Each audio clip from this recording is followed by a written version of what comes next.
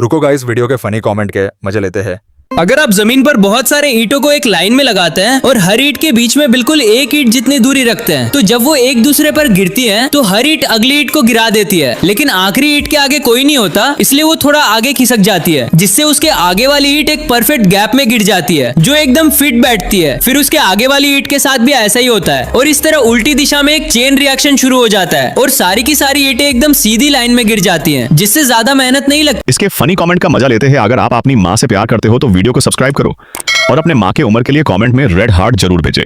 खैर आओ यार, सैनिटाइजर के नशे करना बंद करो और शुरू करते हैं बिना किसी बकचोदी के। इतना सीधा रखने में मेहनत तो लगेगा।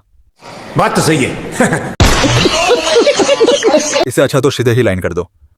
अच्छा, हमको सिखा दिया। परमानेंट ट्रैक किया, पर इतनी देर में तो मेरे पड़ोसी वाले का पूरा घर बन गया। अरे कहना क्या चाहते हो? एक्टिंग है।